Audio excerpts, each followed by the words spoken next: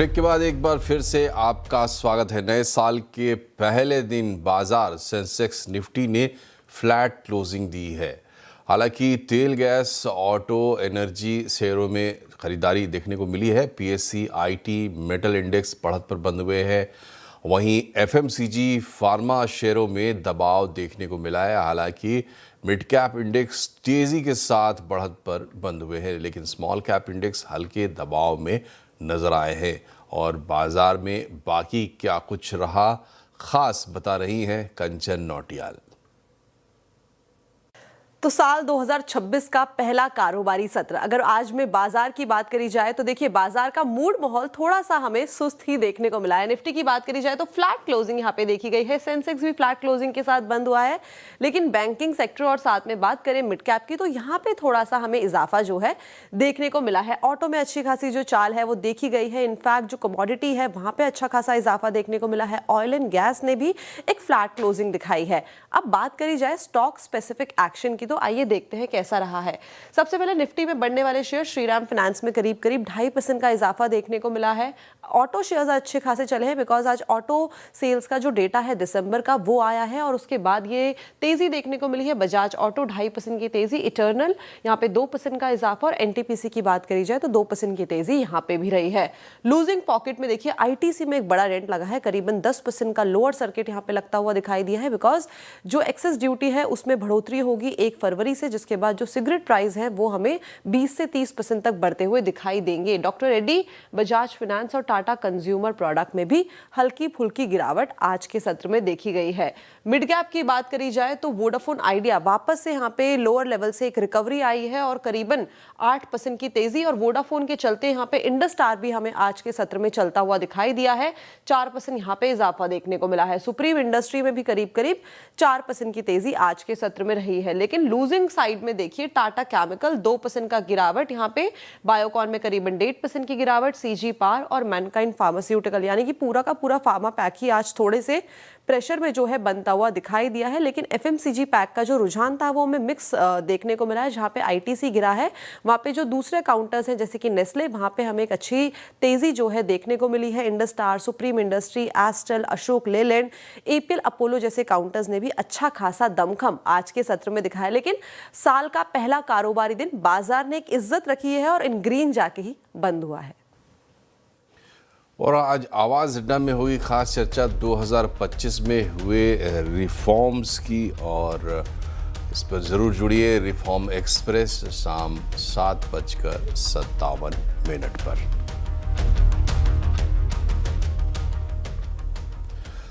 और पश्चिम बंगाल में विधानसभा चुनाव से पहले सरकार ने बड़ी सौगात देने का ऐलान किया है। गुवाहाटी से कोलकाता के बीच जल्द ही देश की पहली वंदे भारत स्लीपर ट्रेन चलेगी।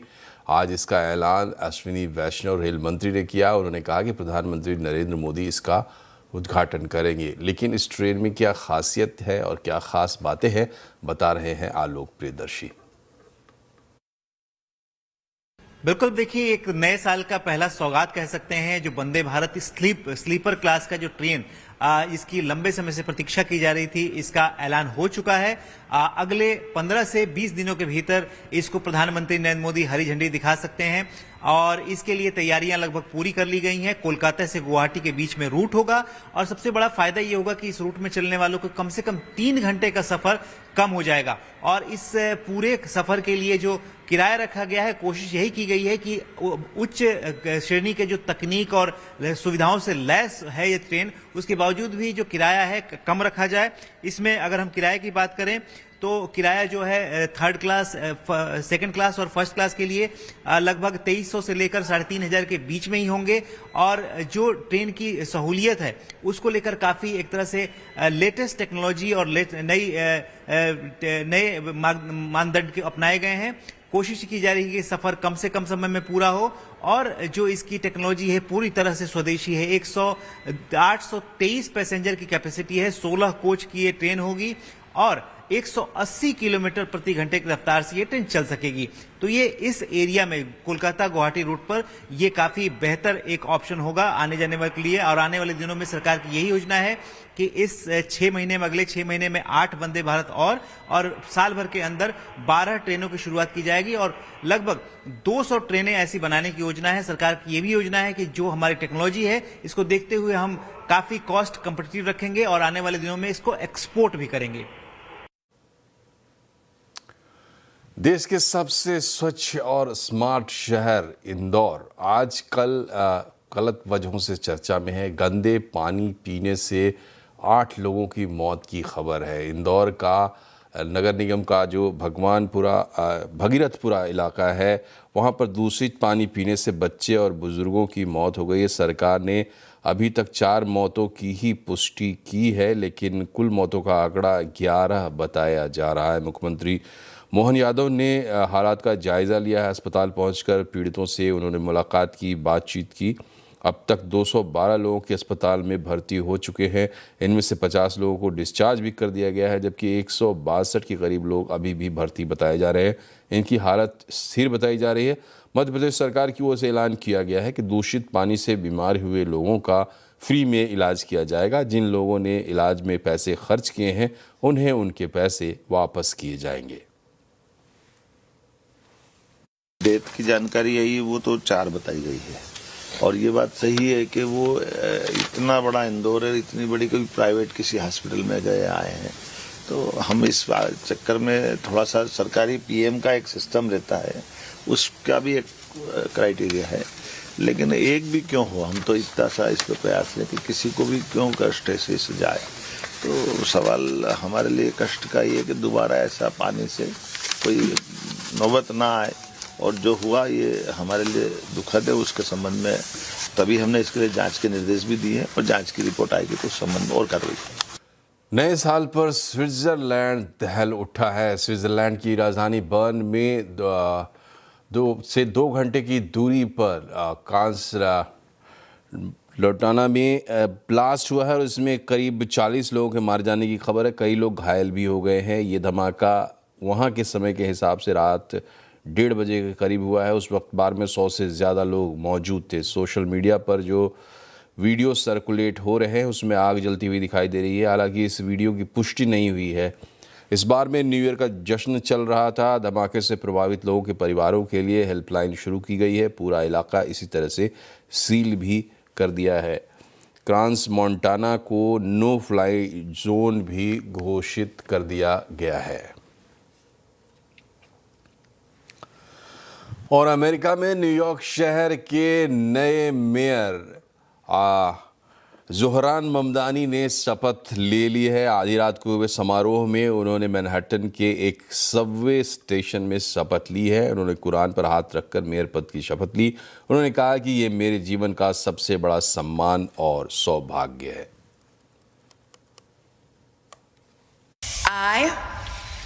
I, Zoran Kwame Mamdani, Zohran Kwame Mamdani, do solemnly swear do solemnly swear that I will support the Constitution of the United States, that I will support the Constitution of the United the States, Constitution of the State of New York, the Constitution of the State of New York, and the Charter of the City of New York, and the Charter of the City of New York, and that I will faithfully discharge and that I will faithfully discharge the duties of the duties of the office of the office of the Mayor of the City of New York the Mayor of the City of New York according to the best of my ability. according to the best of my ability. So help me God. So help me God. Congratulations, Mr. Mayor.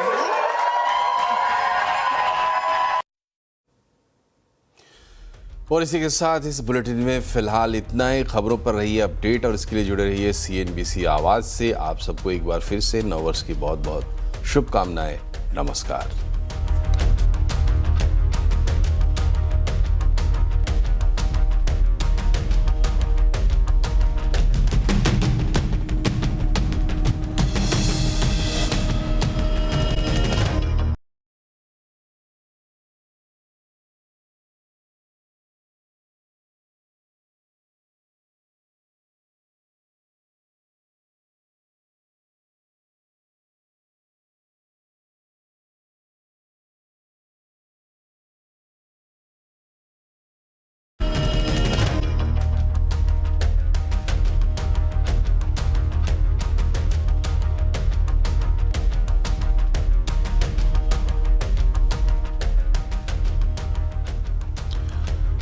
नमस्कार, आवाज समाचार में आपका स्वागत है। नए साल की आप सभी को बहुत बहुत बधाई। मेरा नाम है मनोज श्रीवास्तव। शुरुआत करते हैं खबरों की इस वक्त की हेडलाइंस के साथ।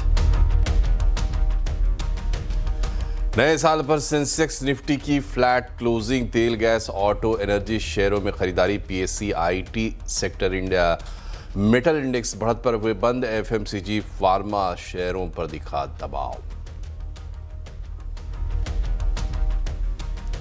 सिगरेट, तंबाकू पर 1 फरवरी से लगेगी एडिशनल एक्साइज ड्यूटी। वित्त मंत्रालय ने जारी किया नोटिफिकेशन।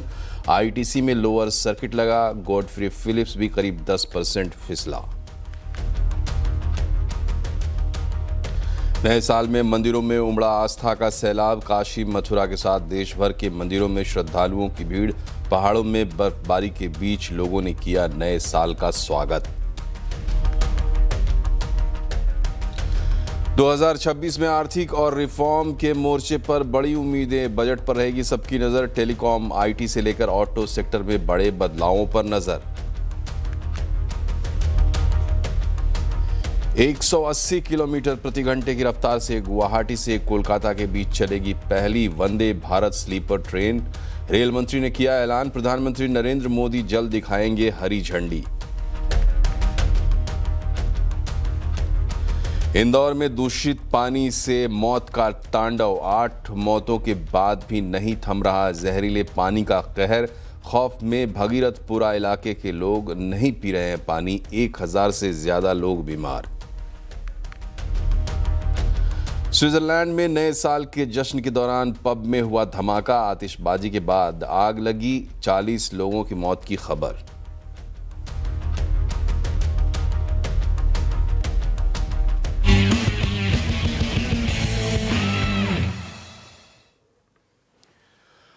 तो नए साल पर इस बार शानदार आगाज हुआ है और ख़ास बात यह है कि नए साल की शुरुआत में इस बार बहुत सारे लोग मंदिरों में भगवान के दर्शन करते हुए नज़र आए और आज मंदिरों में श्रद्धालुओं की ज़बरदस्त भीड़ देखने को मिल रही है। मंदिरों के बाहर लंबी कतारें लगी हुई हैं। लोगों ने आस्था, परंपरा और उम्मीदों के साथ नए साल का स्वागत किया है। उज्जैन में महाकाल मंदिर, काशी में विश्वनाथ मंदिर, यहाँ भक्तों की भारी भीड़ देखने को मिली। वृंदावन के बांके बिहारी मंदिर में, दिल्ली के प्राचीन हनुमान मंदिर में भी साल के पहले दिन श्रद्धालुओं की भीड़ देखने को मिली। पटना में महावीर मंदिर में, जयपुर में गोविंद देव जी के मंदिर में, ओडिशा में जगन्नाथपुरी में भी लोगों की भारी भीड़ देखने को मिली है।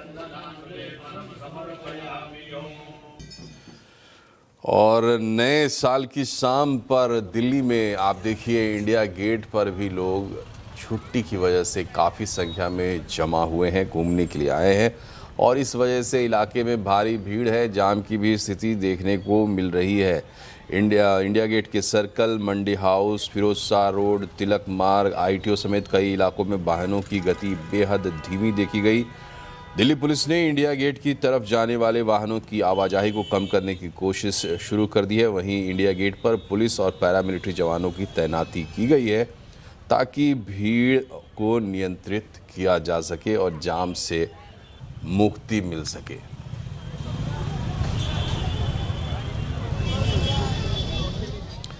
और नए साल पर इस बार पहाड़ों का मिजाज भी बदला हुआ लगता है। पूरा पहाड़ी इलाका बर्फबारी से और बर्फ की चादर से ढक रहा है। पर्यटक बर्फबारी का खूब आनंद ले रहे हैं, मगर साथ ही सरकार ने थोड़ी सावधानी बरतने की सलाह भी दी है। देखिए एक रिपोर्ट।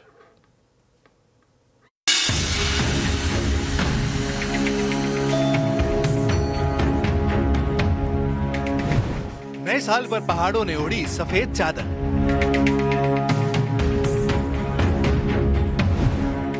जम्मू कश्मीर और हिमाचल में जबरदस्त बर्फबारी। बर्फबारी से सैलानियों की आई मौज।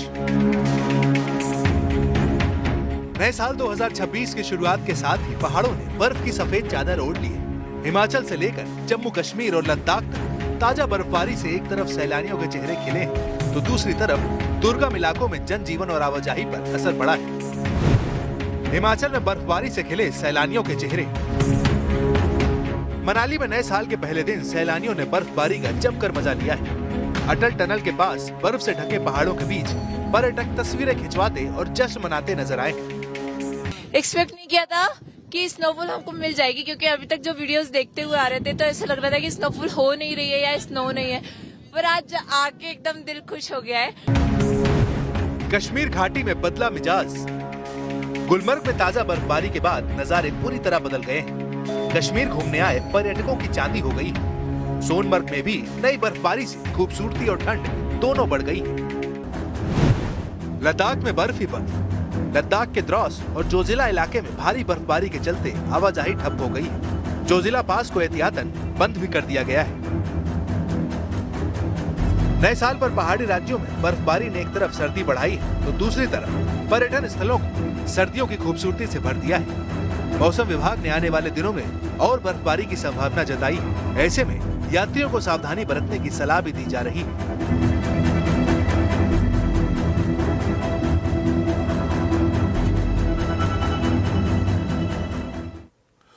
और नया साल नई उम्मीदें लेकर भी आया है। 2026 में आर्थिक मोर्चे पर और रिफॉर्म के मोर्चे पर कई बदलाव देखने को मिलेंगे। टेलीकॉम सेक्टर, ऑटो सेक्टर में बदलाव होंगे और ये सब साल की हलचल बताने के लिए हमारे साथ जुड़े हैं हमारे economic policy editor Laxman Roy, संवाददाता आसिम मनचंदा, आलोक प्रियदर्शी और दीपाली राणा। लेकिन सबसे पहले बात करते हैं लक्ष्मण जी से। ये बताइए लक्ष्मण जी कि साल भर आप कहते रहे कि रिफॉर्म होगा, बड़े रिफॉर्म होंगे। हालांकि कुछ बड़े रिफॉर्म हुए और शुरुआत हुई है। इस साल क्या उम्मीद करें? देखिए, इस नए साल में आर्थिक मोर्चे पर उम्मीदें भी रखिए और काफ़ी हलचल भरा रहने वाला नया साल ये तय मान के चलिए। इसके लिए आप तैयार भी रहिए। सबसे बड़ी बात कि महीने भर के भीतर एक बजट पेश किया जाएगा। जो अमूमन 1 तारीख को पेश किया जाता है, वित्त मंत्री साहब बजट पेश करेंगे। इस बार बजट काफ़ी खास रहने वाला है क्योंकि 2047 तक के मिशन का एक रोड मैप बजट में आपको दिखेगा और यहाँ से संस्थागत रिफॉर्म का एक एजेंडा आपको दिखेगा। दूसरा, इसी बजट के बाद आप देखेंगे या फिर बजट के दौरान आपको देखने को मिले, वह है बैंकिंग सेक्टर में एक बड़ा रिफॉर्म सरकार करने की तैयारी कर रही है। उसकी झलक आपको बजट में शायद दिखे और आगे चलकर इस साल में एक बड़ा कदम सरकार की तरफ से दिखेगा, जिसमें सरकारी बैंकों में विदेशी निवेश की सीमा को बढ़ाया जाना, सरकारी बैंकों में कुछ बैंकों के मर्जर किया जाना, उनके कामकाज को और बेहतर करना, ये एक प्राथमिकता हो सकती है। तीसरी जो चीज़ है वहाँ पर लेबर रिफॉर्म, जो इंडस्ट्री निवेशक बार बार जिसकी मांग कर रहे थे, वो लेबर रिफॉर्म को नोटिफाई तो कर दिया गया है। अब सरकार ने उसका रूल्स का ड्राफ्ट जारी किया है और ड्राफ्ट अंतिम जब हो जाएगा लोगों सलाह मशविरा के बाद तो उसको लागू किया जाएगा। जब लागू किया जाएगा तो समझिए कि सदियों पुराना रिफॉर्म जो रुका हुआ था वो होता हुआ दिखेगा इसी नए साल में 2026 में। और चौथा, डीरेगुलेशन यानी कानूनों से छुटकारा, इंस्पेक्टर राज से छुटकारा तरफ सरकार ने कदम बढ़ाया है और इस साल में से काफ़ी तेज रफ्तार देखने को मिलेगी। कई सारे कानून निरस्त किए जाएंगे, कई सारे इंस्पेक्टर राज से जुड़े हुए नियमों को आसान किया जाएगा। तो ये साल इस लिहाज से काफ़ी महत्वपूर्ण रहने वाला है। तो ये तो हो गई घर की बात। लेकिन लक्ष्मण जी, पिछले साल भी हमने देखा कि किस तरीके से दुनिया भर की नज़र पूरी दुनिया पर रही, हमारी भी रही। तो अंतर्राष्ट्रीय स्तर पर जो हलचलें चल रही है उनमें किन चीज़ों पर इस साल नज़र रखनी चाहिए? देखिए, पिछले साल में अंतर्राष्ट्रीय स्तर पे जो सारी नकारात्मक चीज़ें थी वो सारी साल खत्म होते होते तो सुधर गई, लेकिन 2026 में अब इसके सकारात्मक पहलू आपको देखने को मिलेंगे। और इसकी शुरुआत जो उम्मीद कर रहे हैं लोग वह है यूएस के साथ ट्रेड डील को लेकर के। काफ़ी हद तक बातचीत पूरी हो चुकी है और इसके घोषणा की उम्मीद की जा रही नए साल में होने की संभावना है। तो यूएस के साथ ट्रेड डील होना अपने आप में नए साल की सबसे बड़ी उपलब्धि मानी जा सकती है अंतर्राष्ट्रीय कारोबार के लिहाज से। लेकिन इतना ही नहीं, नए साल की शुरुआत के साथ ही ऑस्ट्रेलिया के साथ किया गया फ्री ट्रेड एग्रीमेंट लागू हो चुका है। यानी हमारे सामान जो ऑस्ट्रेलिया जाएंगे उस पर कोई ड्यूटी ऑस्ट्रेलिया नहीं लगाएगा, तो ये लागू भी हो चुका है। और ऐसे करीब 1 दर्जन से ज़्यादा फ्री ट्रेड एग्रीमेंट होने हैं इस साल के दौरान, जो काफ़ी हद तक एडवांस स्टेज पे पहुंच चुके हैं। जिसमें इजराइल के साथ होना है फ्री ट्रेड एग्रीमेंट, वो भी काफ़ी एडवांस स्तर पर है। इसी महीने यूरोपियन यूनियन के साथ होना है फ्री ट्रेड एग्रीमेंट, वो काफ़ी महत्वपूर्ण है। इसके अलावा रशिया के आसपास के देशों के साथ, यूरेशिया के देशों के साथ जो है फ्री ट्रेड एग्रीमेंट होना, वो भी काफ़ी ज़्यादा महत्वपूर्ण है। तो अंतर्राष्ट्रीय कारोबार में भारत की भागीदारी एक नए लेवल पर पहुंचेगी। इसके लिए ठोस कदम इस साल में आपको देखने को मिल सकते हैं। तो चलिए, ये थे घरेलू रिफॉर्म और अंतर्राष्ट्रीय मोर्चे पर क्या कुछ होने वाला है जिस पर हमें नज़र रखना है। लेकिन ये तो ज़माना है व्यापार का, तो ट्रेड में क्या हो रहा है और साथ ही साथ जीएसटी इनकम टैक्स में सरकार क्या सोच रही है, बताएं आलोक, क्या खबर है इस कॉर्नर से। बिल्कुल, देखिए जिस तरह से लक्ष्मण जी ने बताया कि फ्री ट्रेड एग्रीमेंट्स तमाम हो रहे हैं, लिहाजा उसका असर भी आने वाले दिनों में देखने को मिलेगा। खासतौर से जो हमारा एक्सपोर्ट है टारगेट, वो अचीव होता हुआ दिख सकता है। सरकार ने $1 ट्रिलियन का टारगेट रखा है इस साल के लिए और इसको अचीव करने की दिशा में सरकार आगे बढ़ रही है और इसको लेकर काफी तैयारियां की जा रही है, क्योंकि 2030 तक $2 ट्रिलियन का लक्ष्य है। इसके अलावा अगर हम बात करें तो जो एक्सपोर्ट प्रमोशन मिशन के तहत सरकार ने ऐलान किया था, उसको इम्प्लीमेंटेशन उसका शुरू हो चुका है। मार्केट एक्सेस इनिशिएटिव शुरू हो चुका है। इसके अलावा इंटरेस्ट सबवेंशन स्कीम भी कुछ दिनों में रोल आउट होगा और इस तरह के कई सारे और प्रोडक्ट एक्सपोर्टर्स के फेवर में आते हुए दिखेंगे। इसके अलावा जो एसीजेड के तहत जो कई सारे जो एक्सपोर्टर काम करते हैं, उनके लिए डोमेस्टिक एरिया में एक्सेस मिलने की भी संभावना है, इस पर भी चर्चा चल रही है। इसके अलावा एमएसएमईज के लिए काफी अच्छा रहेगा, क्योंकि जब एफटीएज होंगे बहुत सारे देशों के साथ, तो एमएसएमई के लिए एक्सपेंशन के लिए इनकी मैन्युफैक्चरिंग और रिफॉर्म पे काफी जोर रहेगा।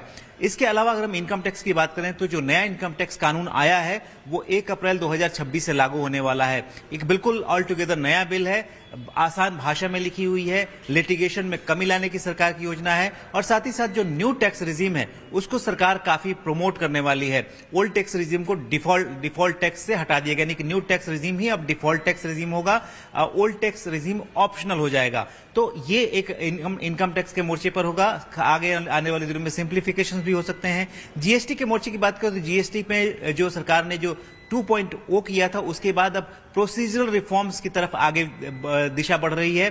खासतौर से इसमें कंप्लायंस को लेकर, ईज ऑफ डूइंग बिजनेस को लेकर और रिफॉर्म्स को लेकर काफी जोर रहेगा। जो इनवॉइस मैनेजमेंट सिस्टम होता है उसको सभी रजिस्टर्ड जीएसटी ट्रेडर्स पर लागू करने की योजना है। इसके अलावा अगर बात करें कस्टम की, तो सरकार का जो जोर है, अगला रिफॉर्म हो वो कस्टम को लेकर होगा। कस्टम एक्ट में बड़े बदलाव देखे जा सकते हैं और खासतौर से जो रेट रेशनलाइजेशन है कस्टम के, वो देखने को मिल सकता है। तो चलिए अब चलते हैं असीम मनचंदा के पास, जो टेलीकॉम और आईटी सेक्टर को ट्रैक करते हैं साल भर। तो कंज्यूमर के लिहाज से, उपभोक्ता के लिहाज से आने वाला साल 2026 का साल कैसा रहेगा? असीम, ये बताएं क्या खबरें हैं आपके पास? सैटेलाइट ब्रॉडबैंड की बहुत बात हुई थी, इस साल क्या शुरू हो जाएगा? साल 2026 टेलीकॉम ग्राहकों के लिए मिक्स रहने वाला है। सबसे पहले तो टेलीकॉम कंपनियां कॉलिंग नेम प्रेजेंटेशन सर्विसेज की शुरुआत करेंगी। इसमें उपभोक्ता को जो कॉल कर रहा है उसके नंबर के साथ साथ जो उसने आधार कार्ड पर अपना नाम दिया है वो भी दिखाया जाएगा। तो एक टेलीकॉम कंपनियों ने इसका ट्रायल बहुत सारे सर्किल्स के अंदर कर लिया है।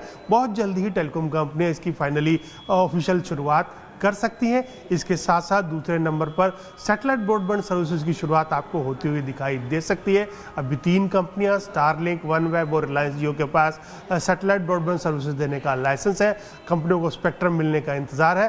तो नए साल में सरकार इन कंपनियों को स्पेक्ट्रम देगी और उसके बाद आपको दूर दराज के इलाकों में सैटेलाइट से ब्रॉडबैंड सर्विसेज देखने को मिल सकती है। इसके साथ साथ जो मोबाइल ग्राहक हैं उनको एक झटका भी लग सकता है। टेलीकॉम कंपनियां टैरिफ बढ़ाने की तैयारी कर रही हैं। आखिरी टैरिफ में बढ़ोतरी जुलाई 2023 के अंदर हुई थी और अब दोबारा से कंपनियां अपने टैरिफ बढ़ाने की तैयारी कर रही हैं। तो 15 से 20% का आपको झटका लग सकता है। इसके साथ साथ अगर मैं आईटी सेक्टर की बात करूं तो वहां पर भी आपको कई नई चीजें देखने को मिल सकती हैं।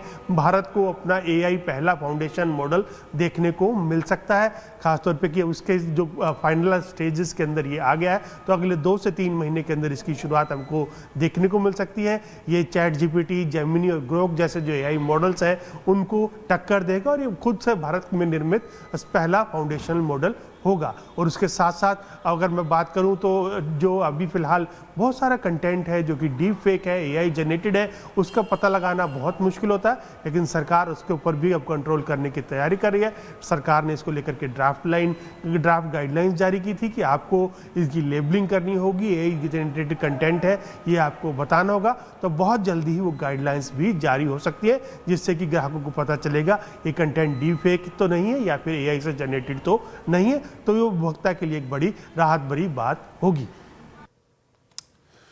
और एक और सेक्टर जहां सबकी नज़र है, और नज़र होने की वजह ये है कि हमने देखा है ऑटो सेक्टर में किस तरीके से बदलाव हो रहे हैं, इलेक्ट्रिक मोबिलिटी की तरफ हम बढ़ रहे हैं, नई नई टेक्नोलॉजी आ रही है, अपग्रेड्स हो रहे हैं। दीपाली बताइए, इस साल क्या उम्मीद करें, 2026 में ऑटो सेक्टर में क्या कुछ नया देखने को मिलेगा? तो 2026 इम्पॉर्टेंट रहेगा ऑटो सेक्टर के लिए पॉलिसी फ्रंट पर खास तौर से, और इंडस्ट्री एक सिग्निफिकेंट ओवरहॉल देखेगी इस साल 2026 में। यानी safety, environment, technology led policies driven ये साल रहने वाला है। फिर चाहे वो ईवीज़ के लिए इंसेंटिव एक्सपैंड करना हो, एमिशन स्टैंडर्ड्स को और टफ बनाना हो, ये कुछ ऐसी पॉलिसीज़ रहेंगी साल 2026 में जो कि व्हीकल डिज़ाइन, प्रोडक्शन कॉस्ट और कंज्यूमर बिहेवियर को रीशेप करते हुए दिखाई देंगी। दो इम्पॉर्टेंट पॉलिसी फ्रंट पर जो इवेंट रहेंगे उनको मेंशन करना ज़रूरी है। पहला तो रहेगा mandatory ABS for two wheelers, और ये one of the biggest change रहेगा इंडस्ट्री में साल 2026 में। यानी मैंडेटरी ABS लागू करना टू व्हीलर्स के लिए, इंजन साइज़ कोई भी हो, ये सभी के लिए लागू होगा। और सरकार का मानना है कि इसे लागू करने के बाद जो रोड फैटलिटीज़ हैं, सीरियस इंजरीज़ हैं, वो कंट्रोल होते हुए दिखाई देंगी। ऑल्दो जो ऑटो कंपनीज़ हैं, टू व्हीलर ऑटो कंपनीज़ हैं, उनका कहना यह है कि एकदम से प्रोडक्शन कॉस्ट काफ़ी बढ़ जाएगा, पास ऑन करना कंज्यूमर्स के लिए थोड़ा सा डिफिकल्ट रहेगा। तो लगातार रियायत मांगती रही है, लेकिन सरकार का स्टांस इसको लेकर काफ़ी टफ है। 1 अप्रैल 2026 से इसको मैंडेटरी लागू करना है। फिलहाल यही यथास्थिति बनी हुई है, बट एक्सपेक्टेशंस यही है कि इस नॉर्म को लागू होने के बाद प्राइसेस डेफिनेटली टू व्हीलर्स के बढ़ेंगे और एक डिस्ट्रप्शन ज़रूर आ सकती है जो प्राइस सेंसिटिव या एंट्री सेगमेंट वाली टू व्हीलर्स हैं उनके लिए। दूसरा रहेगा दिल्ली की नई EV पॉलिसी, और सरकार जो अपडेटेड EV पॉलिसी है उसको नेक्स्ट फाइनेंशियल ईयर की शुरुआत में इंट्रोड्यूस कर सकती है। इसका एम्फोसिस रहेगा EV बायर्स को फाइनेंशियल सपोर्ट लेंड करना, जो व्हीकल स्क्रैपेज स्कीम है उस पर भी फोकस रहेगा ताकि जो पुराने हाई पोल्यूटिंग मॉडल्स हैं उनको स्क्रैप किया जा सके। इसके अलावा फोकस इस रिवाइज्ड EV पॉलिसी का रहेगा कि जो पेट्रोल डीजल बायर्स हैं वो शिफ्ट हो टूवर्ड्स EV, और इसीलिए सब्सिडीज भी इसी तरीके से प्लान की जाएंगी कि जो कॉस्ट होती है आइस और EVs के बीच में वो गैप नैरो हो सके।